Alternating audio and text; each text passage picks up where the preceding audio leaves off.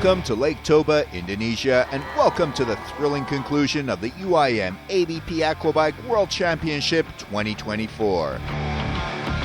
The stunning shores of Lake Toba provided a spectacular setting for the grand finale of the Aquabike World Championship at the Grand Prix of Lake Toba, Indonesia.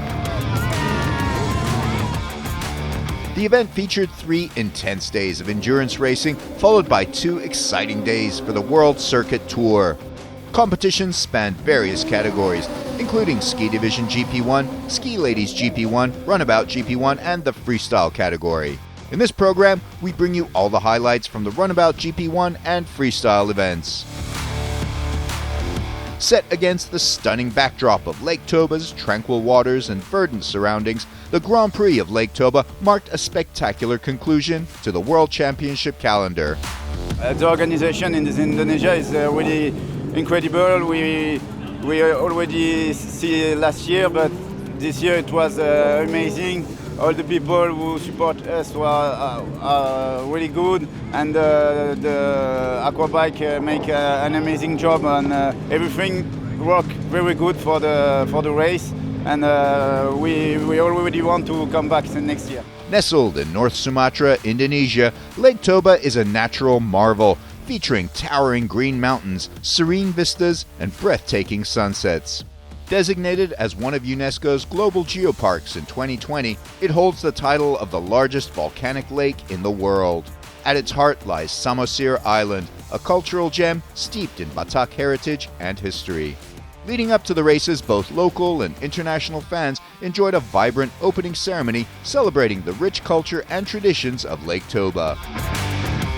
To everyone's surprise, Mr. Aryo Tejo joined the runabout riders on the parade lap on a jet ski, which was met with raucous cheers by the watching fans.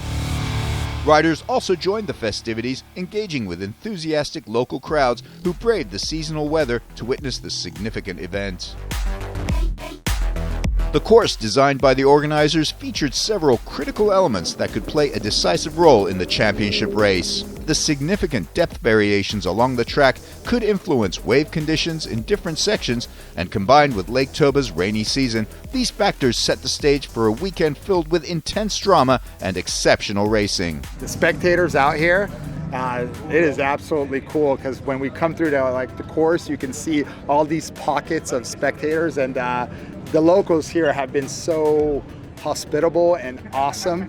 You can hear them cheering over your engine. That's probably the coolest part about this venue. Before the racing got underway, the organizers wanted to recognize a truly momentous event. Johan Johansson would be retiring this year after 40+ years of never missing an aquabike event. He was presented a plaque for his dedication and received his award with a standing ovation from the entire aquabike family. I'm happy that I'm now coming to the point in my life that I will stop racing and only focus on my 2 kids that race here also.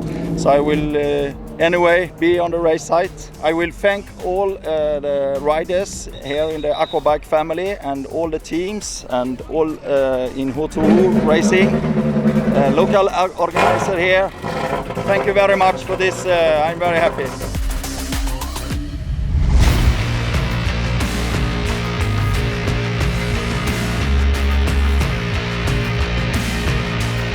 Only 3 points separated the top 2 athletes in the championship race, and with 92 points, Samuel Johansson certainly has the racing pedigree to claim his first world title. Having watched his father awarded a Lifetime Achievement Award on the previous day, Samuel was cautiously optimistic about his chances. Yeah, we come here to Lake Toba for the final round, and I have a championship lead coming in here, and with just 3 points ahead of Medori. I hope to keep it that way and end up winning the title. That's of course the goal, but we'll see, anything can happen. Francois Medori would not even get a single day of rest after winning his World Endurance title in Lake Toba. He will be back on the water to race the Runabout GP1 category. The French athlete knew the task would be hard, but was enthusiastic about his chances. I'm really happy to win the championship in endurance. The race was really hard. My team did an amazing job, so we are really happy. The weekend is already good, so now there is a circuit, and maybe it will be very good. I'm second, 3 points behind Samuel. So everything is possible. We need to stay focused on Moto 1 and Moto 2 to finish in front of Samuel. I'm really happy to fight with him. He's a really nice guy, so the fight will be great. Lino Araujo was another rider that would race in the Runabout GP1 division following the 3-day grueling endurance event. Sitting in 4th position in the world rankings, 2 good motos could mean a podium finish for the Portuguese rider. I'm now in the 4th place in the championship. I try better and many points for championship. Let's see. French rider Jeremy Perez didn't have too much hope about winning the championship race, but was in Lake Toba eager to race and support teammate Francois Midori. Well, for me the championship it's done.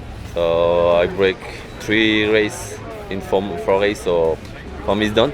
But I want to try to win this race. It's a good way to win, and also I will try to do my best for the slalom. Jet ski is pretty good, but we'll see if we can to be able to win. USA's Anthony Radetich also put in a stellar performance in the endurance event and placed 2nd overall. Oh my goodness, next 2 days is circuit racing, which is a lot of left-right combinations. I'm gonna do this, but I'm trying to muster up energy to see what I can do out there. Other notable names like Czech rider Martin Dulik, Hungarian György Kasha, and Poland's Andrzej Wisniewski rounded up a formidable group that would challenge each other and battle it out in northern Sumatra. As it was time to head out on the water for Moto 1 of the Runabout division, the seasonal weather of Lake Toba started to play its part in the proceedings. Dark and gloomy clouds gathered in the sky, signaling what was to come. As per the qualification round, Samuel Johansson had pole position with Francois Midori in 2nd and György Kasha in 3rd. Jeremy Perez and Rasmus Koch Hansen lined up in 4th and 5th respectively. With everything ready, the lights go off and the race is on. Kasha absolutely storms off the start and Lino Araujo follows as both riders hurtle down the straight. With the championship on the line, Johansson also gives it his all and is neck and neck with Kasha. But it's the Hungarian who takes the whole shot with Johansson in pursuit. Rasmus Koch Hansen is also vying for position and is following the leaders. Coming into the parallel section, Kasha is in the lead with Johansson in 2nd and now Koch Hansen in 3rd. Midori and Perez are chasing the leaders in 4th and 5th. At the first parallel section, Kasha, Koch Hansen and Perez take the blue track and Johansson along with Midori go for the green. The leading 2 riders remain at point when the group merges back, but Francois Midori manages to overtake Rasmus Koch Hansen to settle into 3rd. But just at the end of the start lap, Kasha's jet ski suddenly cuts out and he has no power. He recovers quickly, but his lead to Johansson is cut significantly. Will this affect the outcome of the race? During the 2nd lap and at the parallel course, Johansson goes for green and Kasha is on the blue. But Kasha has to take a penalty buoy and Johansson finally overtakes him to get the lead.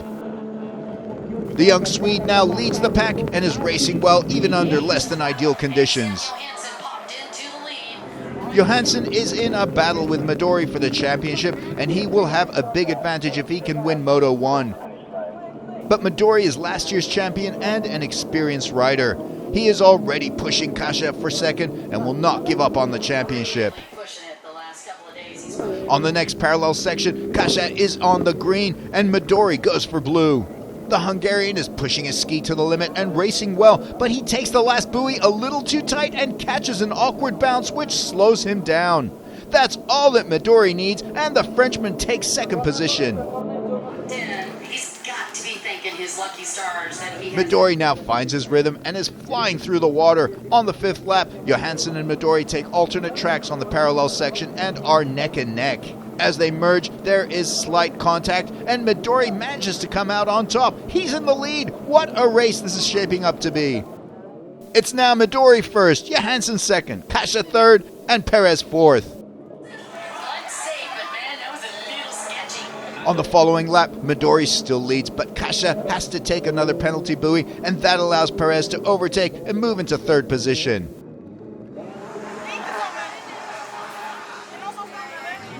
On the 10th lap, Kasia now fights back. At the parallel section, he rides well as the two merge. He regains his third spot. Perez has to settle for fourth. Now Kasia is on a roll and sets his sights on Johansson. Everyone is fighting for those important championship points. Another 2 laps go by, and now Kasia makes his move. At the parallel, he gives it all he has and is able to take second place from Johansson. As the laps run down, there is no change in the lead, and Midori takes the checkered flag and wins Moto 1.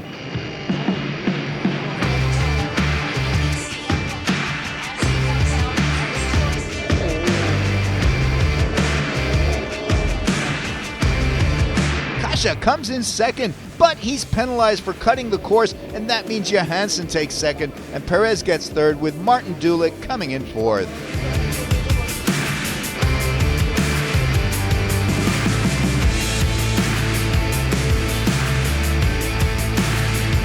The start was really hard because we don't see anything. I start behind Samuel and Georgi, and I don't see the boy, I don't see anything. I just follow the white water, and I try to manage my direction. I push maximum gas today to put pressure on Samuel and to try to come back on the championship race title, and everything can happen tomorrow. We are in the same point with Samuel, so I need to finish in front of him tomorrow to win the championship.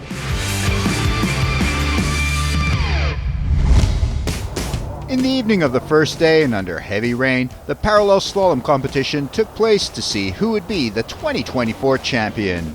The wet and rainy conditions didn't dampen the enthusiasm of the local fans of all ages who turned up to watch this thrilling spectacle. In the first runabout heat, Hungarian Georgi Kasia knocked out Frenchman Jeremy Perez to move into the final. In the second heat, Samuel Johansson of Sweden outpaced Rasmus Koch Hansen of Denmark to set up the final against Kasia. In the consolation final, Koch Hansen faced Perez, with the French rider besting his opponent twice to claim the third spot of the competition.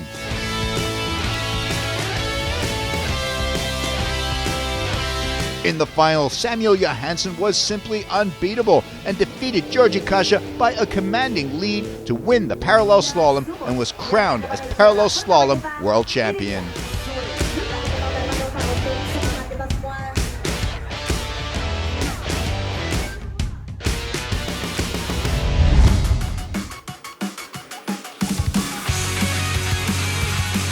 At the top of the Freestyle World Championship standings, 2 riders were separated by 6 points and head and shoulders above the rest of the pack, with everything to play for in Lake Toba.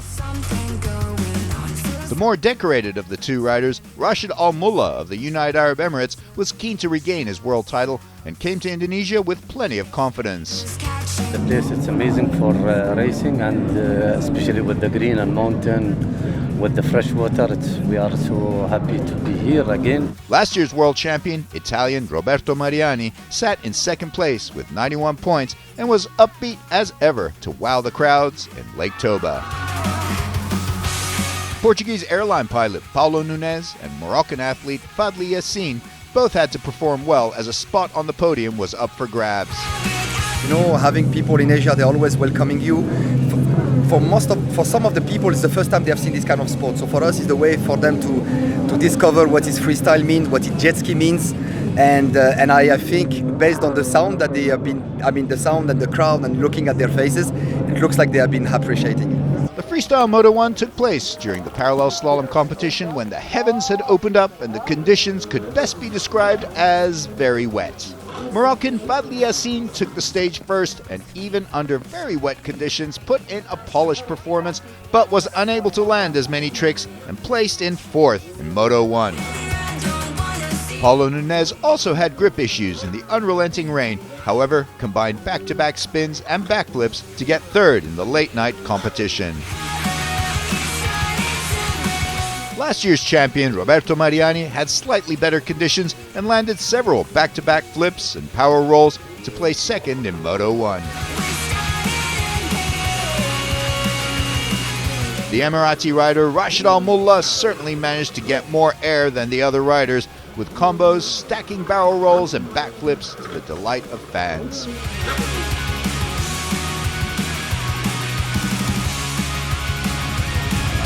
Moto 2 took place the next day and in much better conditions than the night before.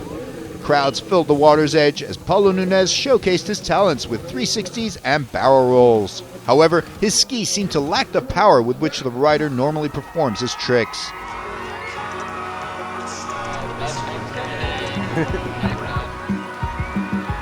Fadli Yassin was up next and also combined back-to-back flips. However, like Nunes before him, the altitude and fuel-to-oxygen ratio affected the power output of the jet ski.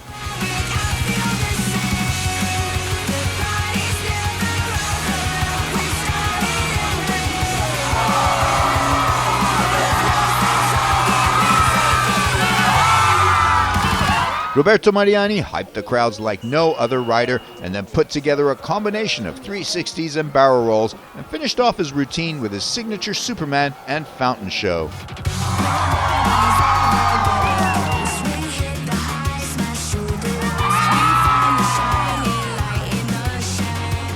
Last year I became world champion here. It was an incredible joy, especially with this amazing crowd with whom I share a special connection. I'm happy to have put on a show this year as well, despite the mechanical issues. The bike didn't perform the way I wanted, but I gave it my all. The second race was perfect, and I had so much fun. I hope the audience enjoyed it too, and judging by the cheers, I think they definitely did.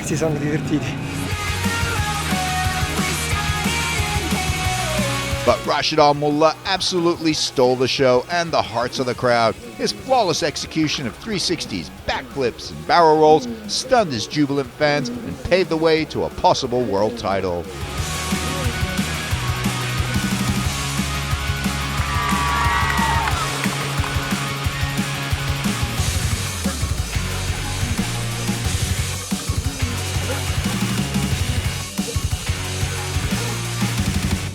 As the judges' deliberation came in, Rashid Al Mullah was declared the winner of the GP of Lake Toba with 50 points, followed by Roberto Mariani's 44 points, earning him second spot. The competition was amazing, and we had so much fun, and we go highest we can, like always, and we had a lot of fun down there, and amazing crowd there. Doesn't matter the score, we all enjoyed, that's for sure, 100%. Thank you to Indonesia. Thank you to you guys. Thanks, Aquabike, for amazing places. Thank you so much. Whatever. Thank you. As the judges' deliberation came in, Rashid Al Mullah was confirmed to have regained his world title with 147 points, followed by Roberto Mariani with 135.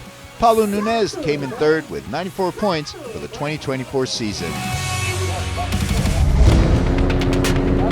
It's time for Moto 2, and as Johan Johansson goes out to the water for the last time, everyone is wondering, can his son Samuel win his first championship on his father's last race? What an honor and achievement that would be. The procession for the opening ceremony is out on the water, and the final moto is about to crown the 2024 winner.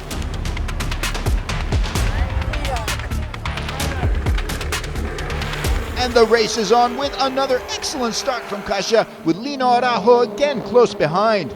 Samuel Johansson also manages to get to the top of the group and hurdles toward the first buoy. At the whole shot, it's Johansson and Araujo who are neck and neck, with neither rider giving an inch. And it's Johansson who wins the fight and leads the pack to the parallel section. At the first parallel, Perez and Midori go for the green, as Araujo, Kasia, and Johansson go for the blue track. As they merge, Johansson protects his lead, but Perez manages to overtake Araujo and is now in second. Kasia is fourth and Midori fifth. They are followed by Lindberg in sixth, Dulik in seventh, and Koch Hansen in eighth, and Riquelme in ninth. Meanwhile, the marshals are dealing with a crash that happened at the start, where Wisniewski, Chen Shan, and Ikoma all collided, with all three having to pull out from the race. Back on the track, Johansson still kept his lead, but Kasia managed to overtake Araujo at the split to settle into third. That means Araujo is now fourth, and Midori is fifth. Francois Midori's father watches on from the crowd, knowing if things end this way, his son will not become champion. Midori has to attack. Meanwhile, at the front, Kasia puts pressure on Johansson and attacks at the end of the parallel section. It's close as they merge, but the young rider does enough to protect his lead. A little further back, Midori also attacks and manages to move into fourth by overtaking Lino Araujo. He needs to continue if he's to have a chance at the championship crown. At the next parallel, Kasia is again challenging Johansson for the lead, but as they exit, the Hungarian seems to cut inside the red buoy and might need to go for a penalty. As expected, Kasia is now under investigation for cutting the course. A lap later, Midori seems to have found momentum and now passes teammate Perez to move into third. The battle for the lead seems unrelenting as Kasia and Johansson are again battling it out, with the Hungarian rider finally overtaking Johansson. It is becoming clear, however, that Kasia will be penalized at the end of the race. However, if things end as they are, unless Francois Midori catches up with Samuel Johansson, the crown will go to the Swedish rider. That elbow turn before they get, and that's where he's at. On lap 9 now, and Midori is really racing well and catching up to Johansson, but is it too little too late? Can he pass Samuel Johansson and bring home the victory? Coming into the last 2 laps, and the situation is critical. Both riders are doing well, even in these tough conditions. We're nearing the result with each passing second. On the last stretch, and Georgi Kasia passes the finish line, but it's number 2 that everyone has their eyes on. It's Samuel Johansson who finishes second, and he becomes the new world champion. What an achievement!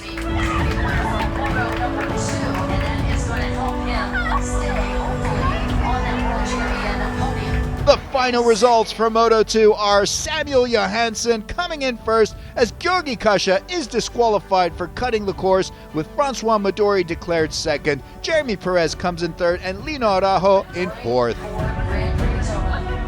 Emotions are high both on and off the water. The Swedish contingent is elated for the young rider as congratulations are shared amongst everyone.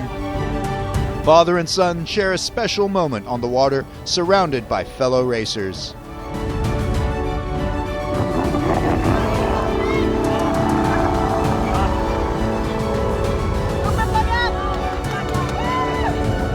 So the final Grand Prix of Lake Toba results are as follows. Samuel Johansson comes first, and Francois Midori is second, with Jeremy Perez third. Lino Araujo comes in fourth, Martin Dulik fifth. Samuel was better than me today, and he wins the championship. He deserves it, and I really want to thank his team and all his family. They are a great guy, and congratulate for the win. And I want to thank all my team, my family for the support. We came here to win both championships. We win one. It's 50-50, so we are really happy, and we will come back next year for better results. I'm crying. I cry out there. It was the best day in my life, I think.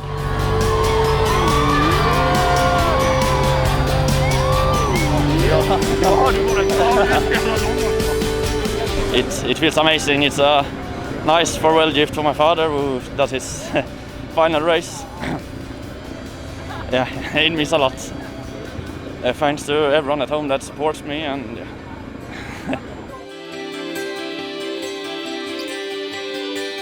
And finally, the official results for the championship are Samuel Johansson crowned the 2024 winner with 139 points, and Francois Midori second with 136.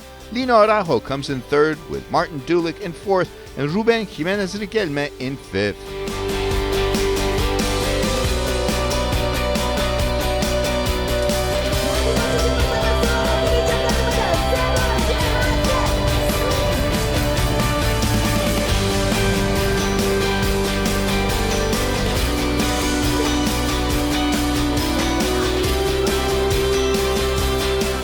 ends our coverage of the Grand Prix of Lake Toba, Indonesia, and the 2024 season of the Aquabike World Championship. See you in 2025.